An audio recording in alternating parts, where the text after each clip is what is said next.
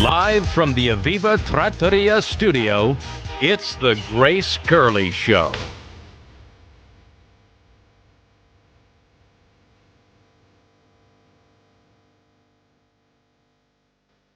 Welcome back to the Grace Curley Show. My name is Mike Crawford. We've got a local guest. The local guy has a local guest about a local issue. We'll also take some text today. If you want to text in, 617-213-1066 or call in, because I definitely will have a free segment coming in. So we will take calls today as well. 844-500-4242. If you want to get ahead of the queue, call in now. We got a great guest right now.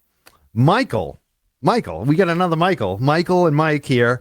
Michael Datoli, he is with the Mass Recall Initiative, and it's to give voters a chance to recall kind of corrupt politicians. It's actually our poll question of the day on the Grace Curley Show, which you can vote on right now if you support this initiative. If you're listening at home, definitely do check that out. Grace Curley Show, the poll question of the day. Michael, why are you doing this, and tell us about this initiative? All right. Well, thank you for having me here, Mike, and I appreciate you shining light on public corruption. That's something I've made my mission for the last few years. So during the Karen Read case, looking at some of the things that were coming up about Michael Morrissey, you've heard a lot about recall. It happens in California, Wisconsin, other states. So we started looking at, is it possible to recall Michael Morrissey? And the answer was surprisingly no. Even though in a lot of cities and towns you can recall your select board member or a mayor, for example, those all come from the local town charter.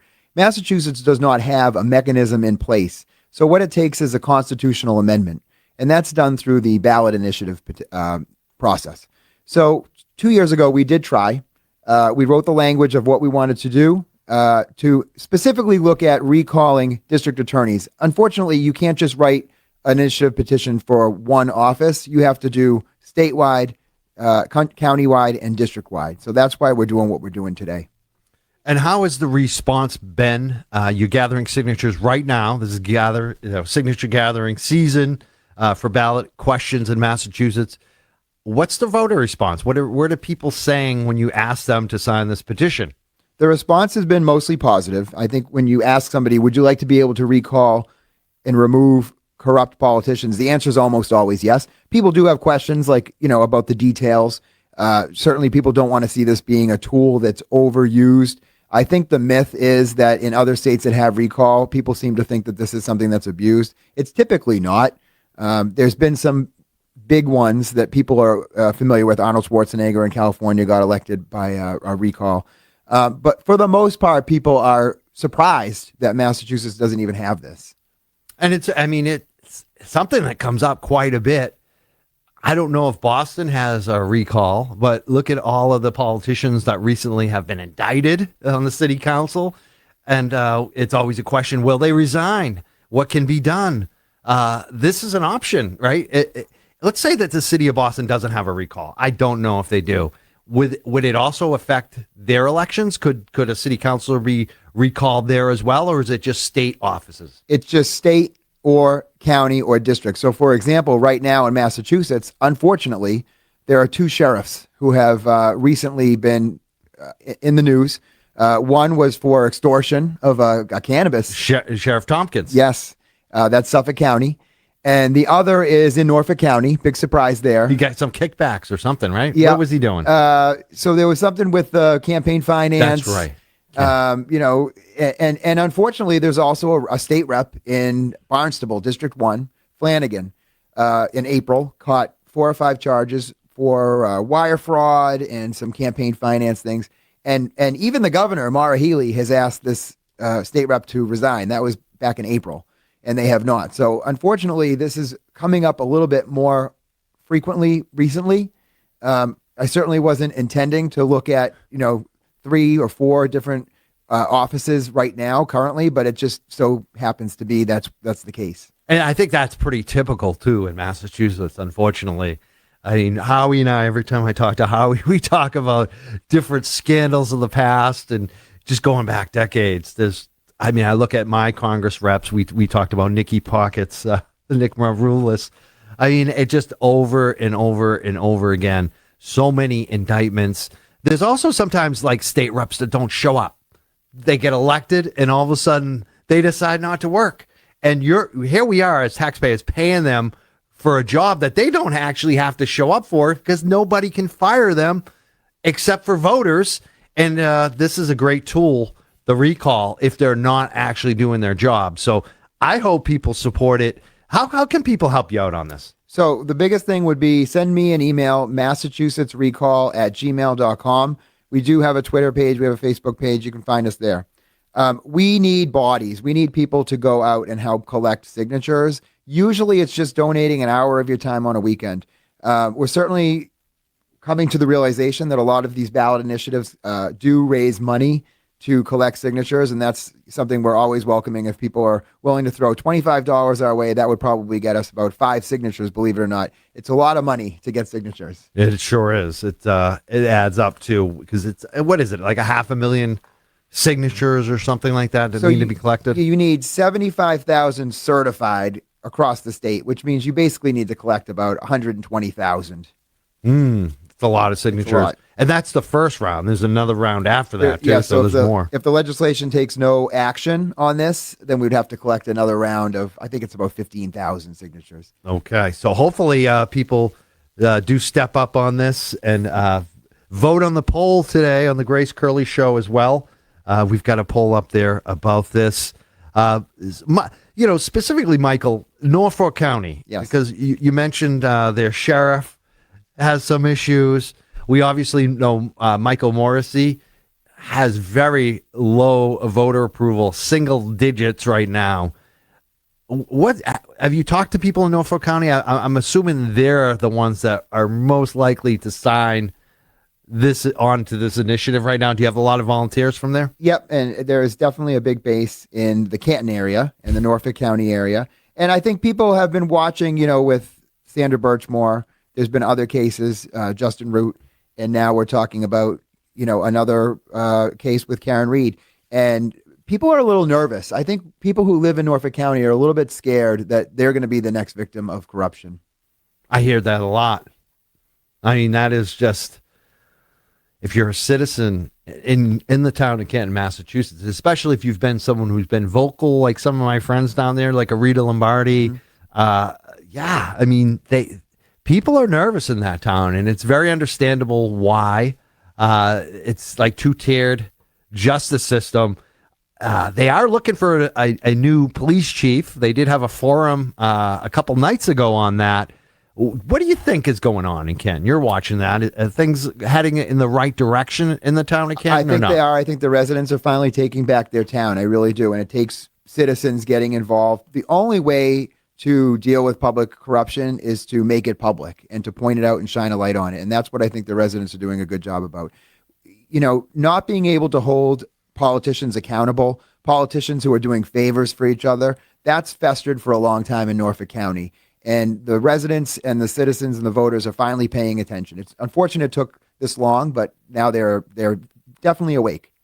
Excellent. We're speaking to Michael. He is working on the mass recall initiative, collecting signatures right now in Massachusetts. Can you tell people one more time how they can help if they want to get involved in this? Please visit our Facebook, visit our Twitter. They're both Massachusetts Recall. Send an email, massachusettsrecall@gmail.com. We will get back to you and get you set up with anything that you can do to help. Excellent. This is Mike Crawford. I am filling in on the Grace Curley Show today. And again, we also have a poll question up on the Grace Curley Show website. Definitely do vote on that. We're going to come back in a few minutes. I want to talk about Monica Cannon Grant and what's going on with the feds. They're offering her a plea bargain. I want to know what the citizens are saying about it. I have one guy that I follow named Jamal, and I'm going to read some of his quotes about what he thinks about the federal. It's kind of lenient. It's kind of a lenient offer to Monica Cannon Grant. So we're going to talk about that next. Coming up on the Grace Curley Show. My name is Mike Crawford. We'll be right back in a few.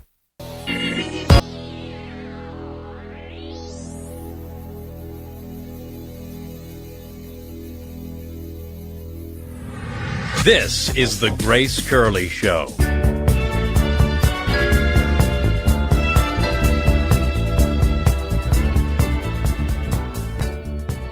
Welcome back to the Grace Curley Show. This is Mike Crawford filling in for Grace today. We've got the poll question. Today's poll question is brought to you by local Silver Mint located in Ware, New Hampshire. Silver Dave will work with you directly. Contact him at localsilvermint.com. Taylor, what is the poll question today? Today's poll question, which you can vote in at gracecurleyshow.com, is: would you support the ability to recall state-level elected officials in Massachusetts? Yes or no? Jeez, I hope so. I certainly do at this point. 97% say they would support such an initiative. Yeah, I'm sure everybody does. Who's the 3% that don't? I would like to hear from you. Let me know why you don't. Give us a text, 844-500-4242, or call in. Oh, actually, that's the call-in line, 844-500-4242, or the text line, 617-213-1066. Let us know what you think about that, especially if you're one of the 3%. I'm wondering why. I think the big issue on this is the number of signatures and the amount of money to get something on the ballot. Unfortunately, that's going to be the big issue. I think the support is there. It's just a matter, how do you collect all those signatures in time? It's a big deal. What do you think? So I live not too far from Fall River, where it seems mayor after mayor after mayor is recalled. Yeah. Correa, there was Sam Sutter, I think Paul Coogan. There was an initiative against Paul Coogan at one time, probably. But politics in Fall River are very, very high test, okay? And you get somebody who's very bent on getting somebody out of office, they're going to try to get that going. And it becomes a mess. I remember when the whole Sutter Correa thing, then Flanagan was the other one. Flanagan, right. Sutter, and Correa. I think there were 2 recalls in that entire fracas, but it was just a mess. And if you get somebody who's hell-bent in every single county and every single town that wants to take somebody out, I don't know. I'm kind of on the fence. You're on the fence. You could be one of the 3%. I support the constitutional ability to be able to do that, but I don't know what kind of havoc it could wreak and how much more money it will end up costing in the long run. Good points. I could see it being abused, like even Michael said in the studio today. But at certain points, in certain cases, it would definitely be helpful. Like this Michael Morrissey. He would have been out of there a year ago if we had a recall. People want him out. It's not even a question. But we have to wait, and he had just been reelected. So it's like anything. There's good and bad on it. But I hope people do get involved and check it out. And if you support it, go sign the ballot initiative or maybe collect some signatures. One of the things I wanted to talk about tonight was Monica Cannon Grant. I don't know if I'm pretty sure people are aware. She ran a nonprofit called Violence in Boston. Howie talks about her quite a bit. She's a Black Lives Matter supporter. She's been federally indicted. News just came out that indicted Black Lives Matter charity fraudster Monica Cannon Grant will plead guilty to 18 of the 27 federal charges against her, according to a plea agreement filed today. And I should note that I know Monica Cannon Grant. I had a personal relationship with her. I used to host an internet radio show, and her show aired at the same studio, the same network as mine, right after mine. So I would see her weekly. I used to think Monica was a great person. I soon realized that things were not on the up and up. And, geez. Because if you ride in that credit score, get you that house, boo. Get your 40 acres in your mule. There you go. There's Monica Cannon Grant. And even back then, the stuff she would say, it was just, sometimes it was good because you needed, somebody call off the local Nazis, let's put it that way, because there were some real ones, not the fake ones, not Trumpers, people who are real, but she just say crazy stuff all the time. And Monica, like I said, she's pleading to 18 of the 27 federal charges, but it looks like she's getting some leniency. Looks like the feds are only going to put her in jail for 2 to 4 years. This one guy who his name Jamal Crawford. He has actually the same last name. We are not related, even though he calls me his distant cousin. Jamal is a guy from Boston. He's got a website, a platform called the Blackstonian. He's a former New Black Panther, so you kind of get an angle on where he's coming from. But he definitely cares about the city of Boston and the residents. And Jamal was one of the first people to call Monica out, and he was kind of bird dogging her. He was calling out, the money and questioning her values early on. He was the first one. Took a lot of risks to do this. A lot of people came after him. He eventually somewhat enlisted Turtle Boy, and I feel like they were both the ones that shined the spotlight that brought the feds in. And he's questioning it. He doesn't think it's appropriate. You can tell that he feels like there should be a little more than what the feds are offering.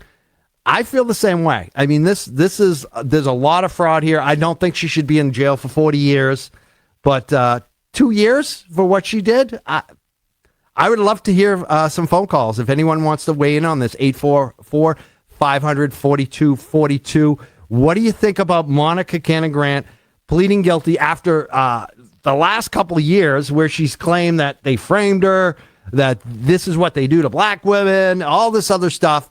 Now she's pleading guilty. Now she's saying, oh, I did it. I'm going to take a plea. 24 to 48 months is what they're offering her, apparently. I want to know if they're going to stop her from ever starting another nonprofit, if they're going to stop her from ever working for a nonprofit. That better be in there. We do have a call. Let's take the call and see. This is Sarah. Sarah, welcome to the Grace Curley Show.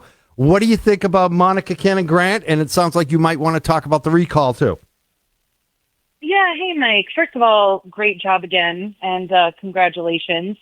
I agree with everything that you've said about Monica Cannon Grant. Truthfully, I need to look a little bit more into that, but from everything that you're saying, I agree. It sounds like there is accountability that needs to happen there.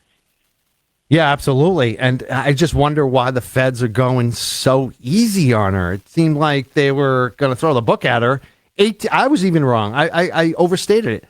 It looks like the federal prosecutors recommend a sentence of 18 to 24 months. That's 2 years max. Well, and you just said it max, so who knows how little time it would actually be. But I did also want to touch on the recall. That gentleman, Michael, was a great guest. And I'm in Rhode Island, and we have recall options available here for state elected officials. And it just surprises me that Massachusetts does not, because I feel like a lot of the time Rhode Island follows Massachusetts as far as laws that are put into place, and not the other way around. So it really surprised me to hear that Massachusetts doesn't have that. Absolutely. Thank you so much for calling, Sarah. This is Mike Crawford, The Grace Curley Show. Reading at gracecurleyshow.com. She's a liar and a mean person. She's a nut job. Now, here's the millennial with the mic. Grace Curley. Grace Curley. Grace Curley. Grace Curley. Grace Curley, host of The Grace Curley Show. Grace Curley.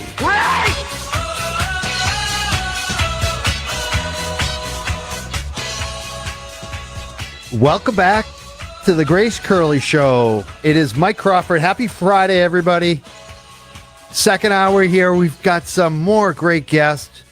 Attorney Corri Hopkins is here. She recently filed a bunch of FOIA requests and is part of the reason we know how much Michael Morrissey spent to prosecute Karen Read for the most expensive OUI conviction probably in the history of the state of Massachusetts. She recently had to sue the state to get the documentation, and I wanted to follow up with her and find out what is the latest on this. Welcome to the Grace Curley Show, Attorney Corri Hopkins.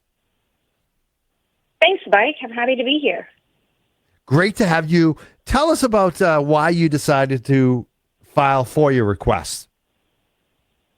Sure. So I became interested in the Karen Read trial like a lot of other people, and I started looking into the Massachusetts Public Records Law, and it turns out this law is incredibly favorable to citizens. As statutes go, it's very clear, and the courts are interpreting it in a way that they want sunshine on government activity. And that doesn't happen all that often. So I thought I'll take advantage of it. In the Karen Read trial, a lot of hay had been made over the lack of a crash report completed by law enforcement in connection with the death of Officer John O'Keefe. So I thought, everyone's bothering the state police for documents. I'll ask the Department of Transportation and see if they can give me the crash report. I submitted my request back in March. They said no, no, no, up until the trial ended. I thought, okay, trial's over. There should be no problem to get these documents. I submitted the request again. They said no again. So I filed a lawsuit. And what happened as soon as you filed the lawsuit? Did they respond? Did they give you the documents, or did they drag their feet some more? Oh, Mike, within, they had said no for about 5 months to the documents, and I'd asked for the crash report and some other sort of form documents and emails related to it. They said no, no, no. Within 72 hours after I filed the lawsuit, they start producing documents, dropped all of their objections, no problem turning it over. It's crazy how that happens. Yeah, as soon as you file a suit against them, thank God you're a great attorney and you're willing to do that. What were some of the most interesting things that you found on this Freedom of Information request that you filed? Well, with the Massachusetts Department of Transportation, I got one iteration of the crash reconstruction report in connection with the Karen Read case. And we learned from that document that after the first Karen Read trial, the Massachusetts State Police sort of reenacted what they thought happened with the alleged crash.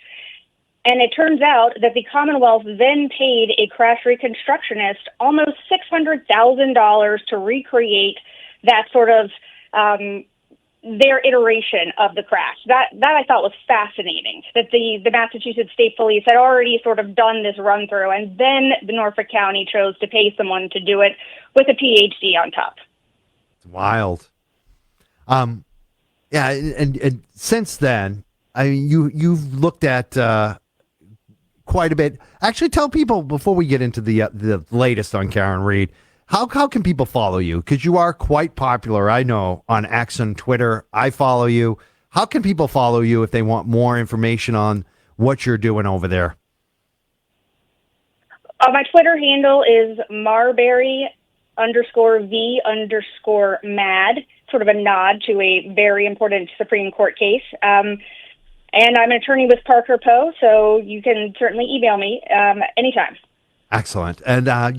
And you, what type of attorney are you in general in your day-to-day practice? I'm a civil litigator, so I don't do criminal law, but I do, I defend class actions. I do shareholder derivative suits, trade secrets, that sort of thing, in civil law. And the public records law allows for a civil cause of action. And I thought, there's not too many opportunities in life where you have a unique skill set and the passion to do something about a wrong that you see happening. And I thought, in this case, I'm going to go for it. I can do something about this. And I did. And you certainly did. I mean, quite a bit of information has come out because of your request to the DOT. I'm very thankful for you and doing all of that.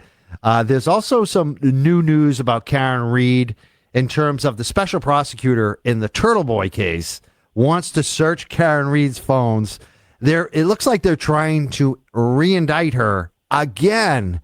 What are your thoughts on this? What's going on with the special prosecutor and Karen Read and Turtle Boy? This is wild because the search warrant that the state police got for Karen's phone, they got the search warrant back in January 2024. I read the search warrant. I didn't see anything, not one shred of evidence, Mike, of what they were attempting to charge Karen Read with, which was conspiracy to commit witness intimidation. And as you know, the grand jury failed to indict her, I believe back in March of 2024, which never happens. They didn't indict her. Now it's September 2025, and they are trying to indict her, or they are signaling to the court with this motion, really, that they are going to try to take further action to search her phones, which is, to me, is unbelievable. Because not only did they spend money on tons, millions on the lawsuit, on the criminal trials, but now they are paying a special prosecutor. They want to pay a forensic expert, and they want to pay a neutral third party called a special master to review her phone.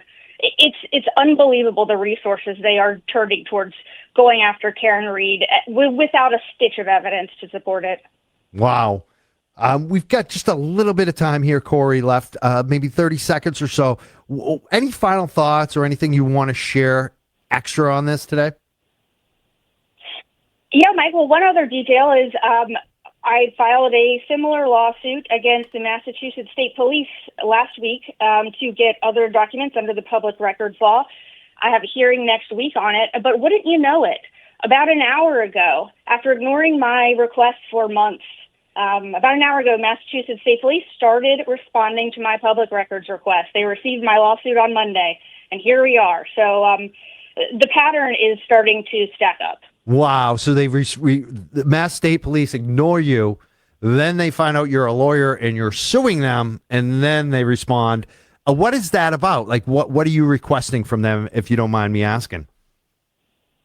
Yeah, I requested the same crash reports. And by the way, DOT had never actually gave the crash report that I was looking for. I haven't found it, so I asked for it from the state police, and I asked for a lot of emails related to former Trooper Proctor and Detective Lieutenant Tully in connection with Karen Read's case.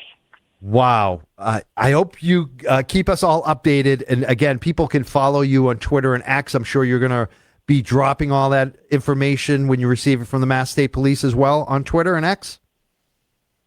Of course. I want everyone to be able to take advantage of it.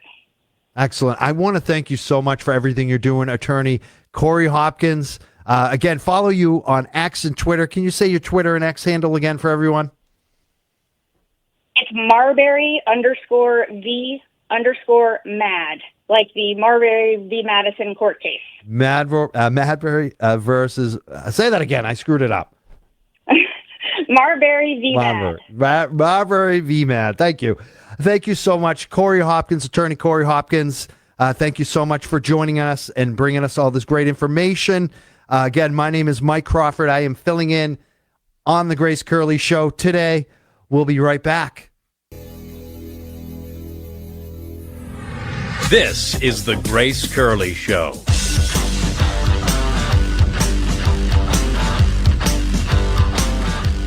Welcome back, folks. It's the Grace Curley Show. My name is Mike Crawford. We are having a blast. It's Friday.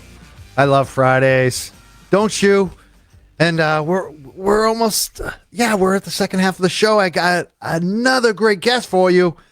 He's got a huge YouTube channel that a lot of us follow for his legal takes. He is a trial attorney. There are attorneys, and then there are trial attorneys. This gentleman is a trial attorney. He does civil and criminal defense. His name is Attorney Martin Radner. Check out his YouTube channel. Very well known there. Brother Counsel. It's Counsel. Brother Counsel, how you doing today? Mike, I can't believe that after so many months of covering the same trials, this is the first time that we're actually speaking. I know, it's amazing, because I've been watching you for quite a bit, and I really enjoy your takes. At times, I was a little critical. I don't know if you noticed that, but you really won me over, man. You are a great attorney, a great advocate, a good man. I think you're a very good man, and I'm so glad that you agreed to come on today on the Grace Curley Show. Well, good. I think that if you stay long enough with me, I'll win you over one way or the other. So I'm glad you did. I'm glad that I won you over. I'm not sure what we disagreed about. I'd love to discuss it if we did, but I have no problem if anybody disagrees with something that I say. It's a free country. After all, the First Amendment does mean something to me, so I don't mind if people disagree and talk about it. But in Massachusetts, it seems like the First Amendment is on trial right now. It absolutely is with Turtle Boy. I know you've been covering that. You've been watching that. You've also been getting into this Kelsey Fitzsimmons, which we've been covering heavily today. Where do you want to start? Would you rather talk about Turtle Boy, we only got a couple minutes, or Kelsey Fitzsimmons? What do you think is the most important one to cover right now? Well, I think at this point we should cover Kelsey first, just because I think it's less known, and I think people need to hear about it. But Turtle Boy is obviously First Amendment, which is a very important amendment. After all, it's the first one. Yeah, so tell us about Kelsey, and we'll go to Turtle Boy. Okay, so I mean, just briefly, Kelsey. I mean, in case your listeners don't know yet what's going on with her, I mean, it's just the last order was just heart-wrenching. It was sickening. Kelsey Fitzsimmons, represented by Tim Bradle, same attorney who's representing Turtle Boy. Basically, she was shot in the chest, and exactly what the circumstances which led to that is a question, and which really is not so relevant for this type of hearing. So the merits of the case really don't bother me at this point. The question is if there's this due process. Are we protecting people's constitutional rights with these court hearings and with these orders? And what happened was that Kelsey Fitzsimmons, she was shot in the chest. She was in the hospital for 53 days, something like that. Obviously, very serious injuries when you're shot in the chest, including broken ribs. And the judge, and I'm going to leave her name out of it for now, unless you wanted to say her name, but the judge ordered that she has to do alcohol testing, which is reasonable. You know, if you're going to let somebody out on bond, you know, to require alcohol testing is pretty reasonable. But she also wanted her on house arrest. So how are you going to accomplish both? Well, she decided to require her to blow into the scram device. Now, blowing into the scram device is not just like a quick little short breath. It's a deep, long breath with somebody with a broken ribs and who knows what else type of injury that she had because of the bullet that was lodged in her chest. She was having trouble. It would put her in tremendous amount of pain in order to blow into the scram device. So her attorney, like all good attorneys would do immediately, as soon as possible, like within 3 days, filed a motion to modify the restrictions, her release restrictions, and asked to change it to some other alternative way of testing. You know, scram's not the only way. I think people are listening to this maybe wondering, hey, what is scram in the first place? They've heard of urine testing and blood testing, but no, scram not. So there's plenty of alternatives out there. And Tim Bradle just said, hey, Judge, can we have some sort of alternative here? It's really killing her. It's really putting her through this torturous experience to blow into the scram device. And the judge, right then on the spot, without a request by the probation officer, in fact, the probation officer was very supportive of Kelsey, the judge said, you know what, we're just going to revoke her bond and throw her back into jail. And, I mean, just listening to this, and if you listen to the actual hearing, it's even more concerning than me just telling you about it, because it sounds like the judge was taking certain things personally. And that's like rule number one as a judge, is that, you know, this is not personal. Lawyers have a job to do. We have our clients to represent. We want the best outcome for our client. And, of course, we have to keep everybody safe at the same time. But the judge just locked her up. Tim Bradle filed a motion for reconsideration. That was denied, even though one of the complaints that the judge said in the initial hearing was that he didn't attach medical evidence. And then he goes and attaches medical evidence with a letter from her surgeon, the surgeon who treated her, explaining why could be a problem for her to breathe into the scram machine. And the judge said, too bad. We're just going to lock her up anyway. So it's a very bothersome order. To me, it's sickening, and it's not right. It's a travesty, and she should be out.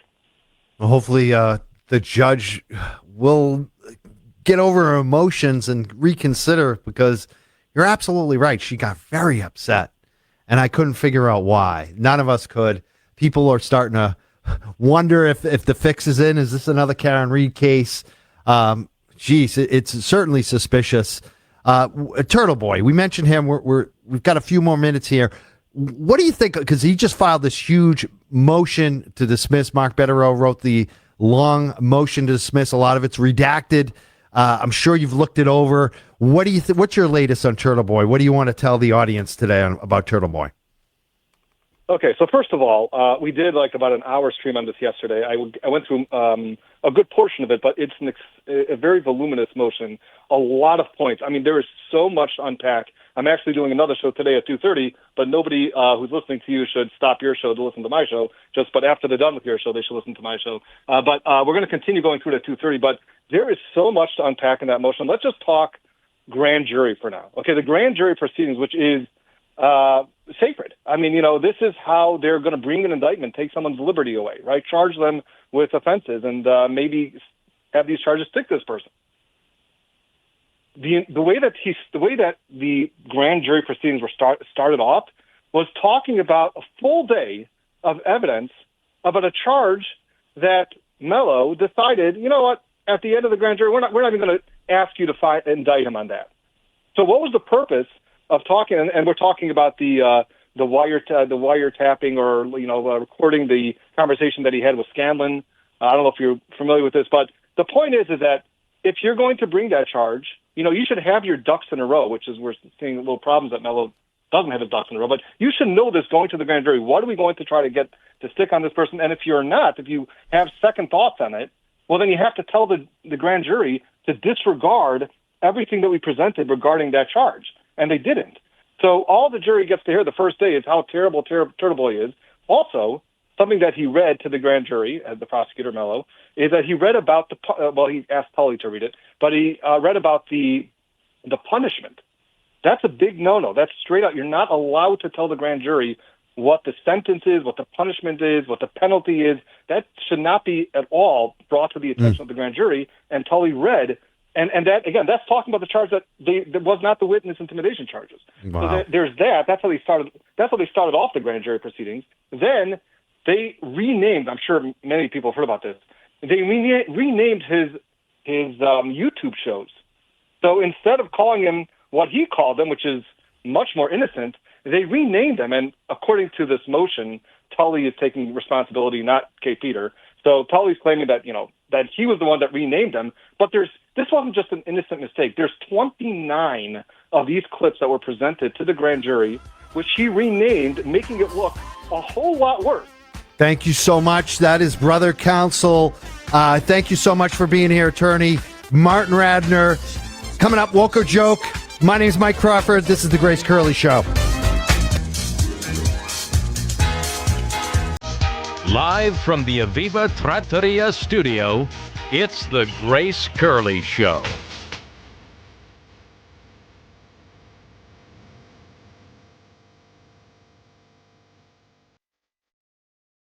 Welcome back to the Grace Curley Show.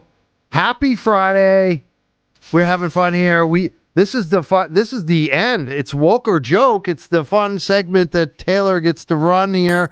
I never know what's going to happen next. No, that's I pointed to you. It's your show. You're hosting. You do the ins and outs, but I'll take care of the rest here for Woke or Joke. So Woke or Joke, of course, is brought to you by Aviva Trattoria. A gift card to Aviva Trattoria is the perfect gift for any occasion. Go to avivatrattoria.com. Matt, let's hear the theme. Everything woke turns to shit, okay? I started a joke. Pink-haired wokers. The word woke means loser. And the joke was on me. Oh, no. So if you're unfamiliar with Woke or Joke, basically I've got a stack of headlines here. They're either woke, meaning they're true, or they're a joke, meaning I made them up. And Mike, as the host for today, you get to pick which callers in what order get to play. So you go ahead and select the first victim. Who's been contestant. here the longest? Who's been waiting? Is it Doc again or Kevin? Kevin's been on the line. Yeah, let's put Kevin on. Kevin, welcome. Great show today, guys. Really enjoyed it. Awesome. Glad to hear it. Are you ready for your headline? I sure am. Here it is. Toronto lesbians gather for performative masculine competition. Hey, that's probably woke. That is woke. That's true. I Not was a joke. Not a joke. You know, it's funny. I hear so many times my sexuality or my culture is not a costume, but they're having competitions over who's. It's very hard to figure this out. This is a performative masked lesbian contest was held in Toronto a couple of weeks ago, organized by a bunch of different people. It's not the only contest of its kind. This is I actually looked it up. This is not regional. This takes place all over the place. The contest has this Extra magazine reporting. This isn't Taylor Cormier. I'm quoting here. The contest had all the usual suspects you'd see at any gay bar or the L Word viewing party. Several contestants donned baggy jeans and white tank tops and accessorized with tote bags and labubus on carabiners. You can have hot gay samurai flings. Okay. The event's winner, Jezzy, came out on top after passing out flyers with her Hinge profile on it. I know what none of that means. I was wondering. Went over my head some of it. Labubu's I was on like, carabiners. What is that? I don't know. Where they're doing labubus on carabiners now. It's crazy. All right. Let's get to our next call. Who do we have, Mike? Who's been waiting? Is it, I think, Ed, right? Ed would be next. Let's yes. do Ed. Who's been waiting the longest? Welcome, Ed. How you doing? Great, buddy. I'm ready for the question. All right, here it is. Trump suggests NBC air reruns of Carson and Snyder instead of Fallon and Myers.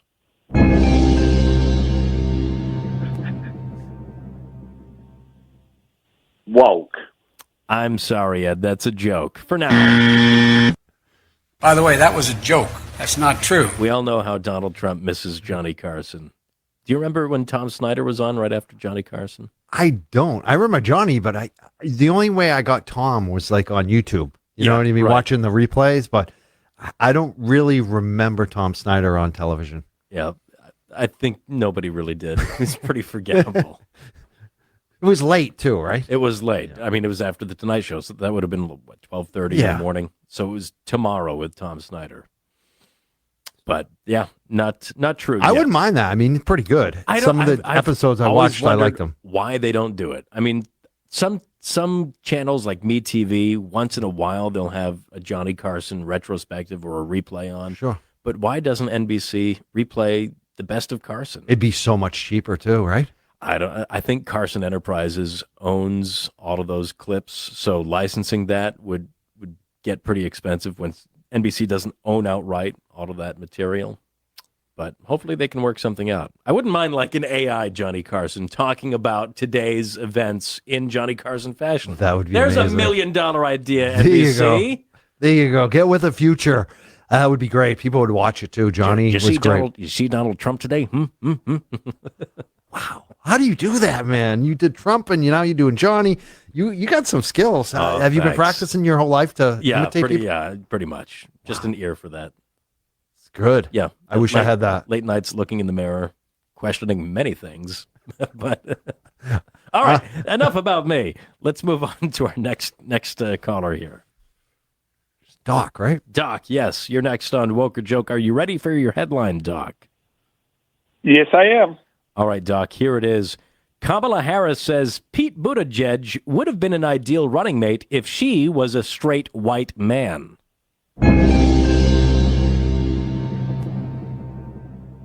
That's going to be a joke. That's not a joke. That's true. Not a joke. Not a joke. Yeah, I did print this out, but she said earlier this week that she chose Tim Walz over Pete Buttigieg because Pete Buttigieg, with her being a female minority, she thought that it was just a little too extra. She needed to a white have- guy. She needed a white straight male, not a white gay male. I could see She that. thought it was too much, pardon the expression, Too much for people different. to swallow. Yeah. Maybe we just needed maybe they need a new Kennedy, period. Yeah. I mean, they had one. They had a different one. Then they went to Kamala. And, well, we'll see what happens. It looks like Gavin Newsom is the next golden boy, but we'll see. We'll see. 2028 is not so far away, yet it's still so very far away. Let's go to Jim in Ohio. Jim, thanks for hanging on. How you doing today? Absolutely great. If I remember correctly, Tom Snyder, wasn't he smoking heaters throughout the whole show? Yes. Snyder was? I think so. Oh, yeah, I think he was drinking too, wasn't he? Goes through a pack Oh, and a wow. half on the show. Yeah. I didn't know Snyder didn't seem like a smoker to me. Carson would do that. I mean, and he would hide the cigarette under his desk. That's right. Yep. Things were different The then. good old days. Can you imagine if someone lit up on it? Maybe that's why they don't put him on TV Well, again. you should be able to do that. I like that when Bill Maher, he's drinking on his show. He's having A little- what looks like he's a cigarette. smoking something Yeah, he's else. smoking something, but I appreciate that. Anyway, back down memory lane. All right, Jim, here is your headline. Guillermo, Kimmel's faithful Mexican sidekick, renounces citizenship, remains illegally to irk Trump. I'm going to say that's a joke. That is a joke, yes. By the way, that was a joke. That's not true. Did you ever watch Jimmy Kimmel? I didn't, like, a long time ago. I like him. Guillermo. Yeah, I liked him. He's funny.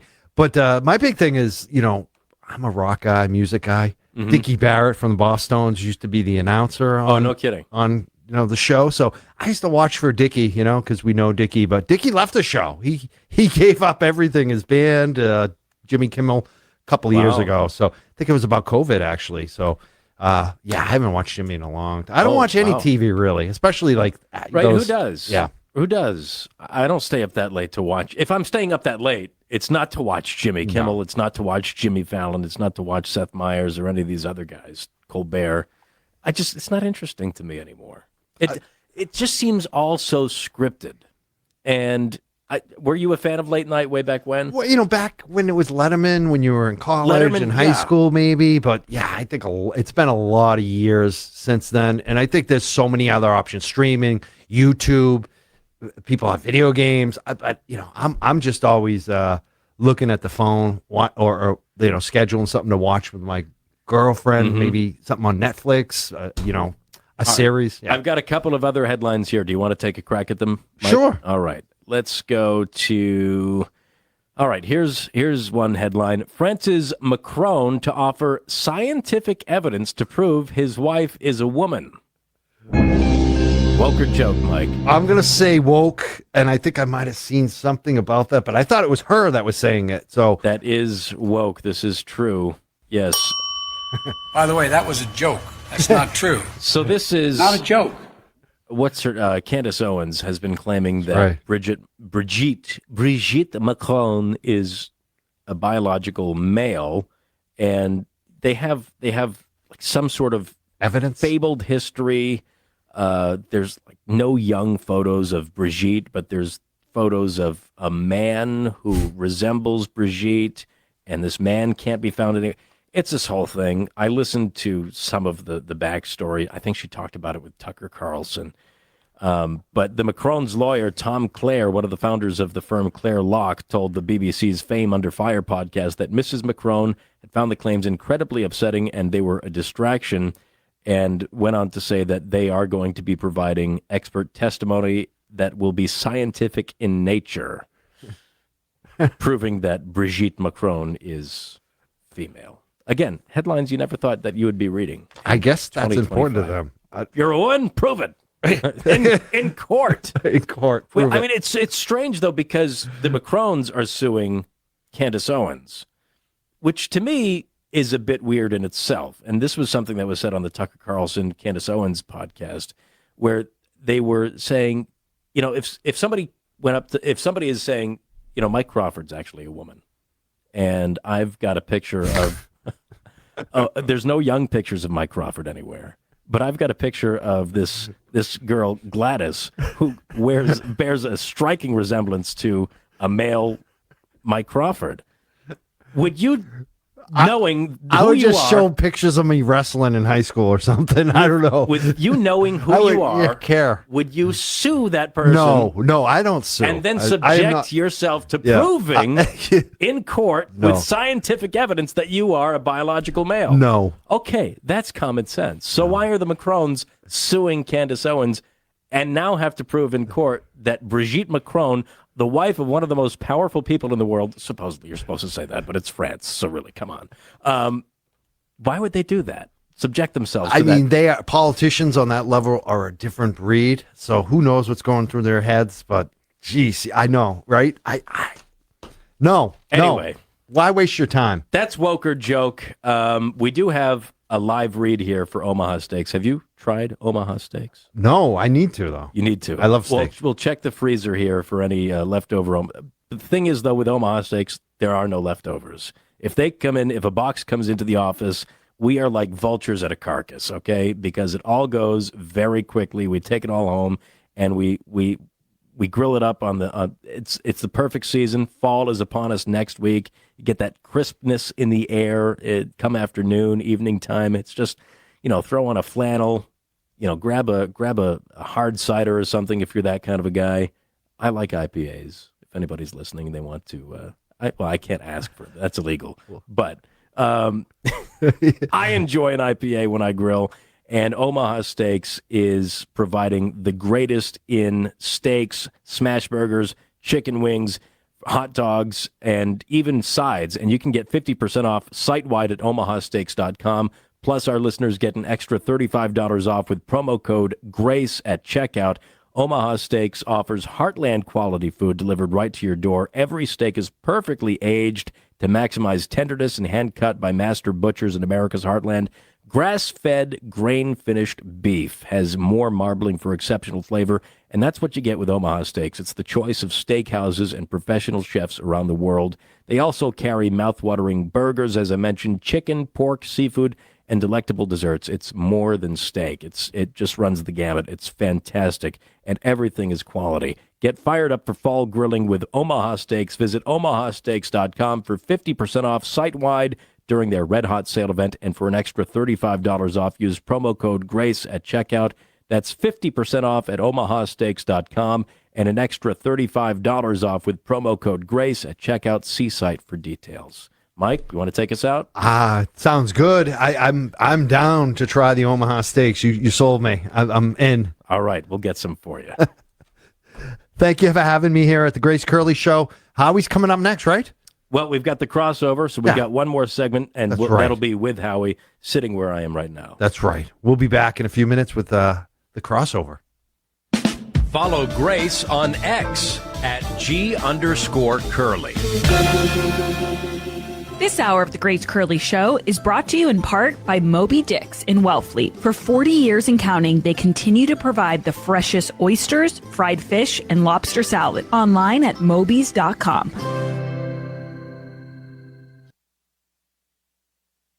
Are you feeling tired, foggy, or low on energy lately? It might not be just stress. Your cells could be running low on fuel. As we get older, our cells slow down. That's why a lot of people are now turning to NAD Plus and Methylene Blue, two powerful products that help boost energy, clear brain fog, and get you feeling sharp again. Now you can get both from All Family Pharmacy. They make it easy, fast shipping, no insurance required, and the prescription is included. They're helping people think clear, feel better, and get their energy back. And All Family Pharmacy goes beyond that. This is your family pharmacy where you can also get ivermectin, hydroxychloroquine, antibiotics, and even your daily meds, all online. With over 200 medications available, you choose what you need and they'll take care of the rest. Go to allfamilypharmacy.com/Howie and use code Howie20 to save 20% right now before June 30th. Again, that's allfamilypharmacy.com/Howie and use code Howie20. The 10,000 hour rule states that when you've practiced something over 10,000 hours in your life, then that makes you an expert in the field. Well, over 2 generations, J.J. Manning Auctioneers has well exceeded that threshold. You're not a guinea pig when working with a firm who's been in business for almost 50 years and conducted over 16,000 auctions. Don't list your property for sale. List your property for an auction sale where you control the terms and you control the timeline. You sell your property as is and contingency free. This is especially huge in Massachusetts, where all traditional listings will soon be required to have a home inspection before closing. Luckily, auctions are an exception to that rule. Here are some upcoming auctions from Grace listeners. October 8th, a 21-acre mountain retreat in Dummer, New Hampshire, with more coming soon. If you have commercial, residential, or land to sell, contact Charlie Gill at 800-521-0111 or visit jjmanning.com. Call Charlie today and mark it sold. Hi, it's Silver Dave at Local Silver Mint in Ware, New Hampshire, where we have the best selection and the lowest prices on the most wonderful items in the world, gold, silver, and platinum.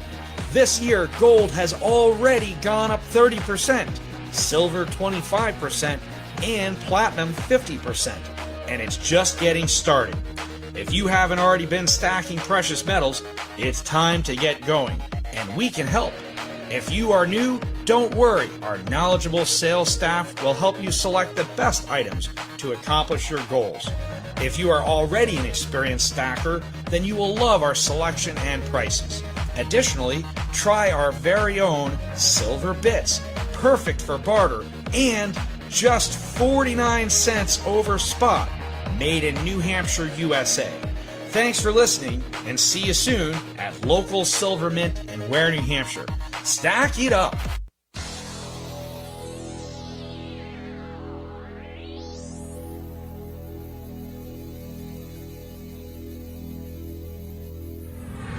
This is the Grace Curley Show.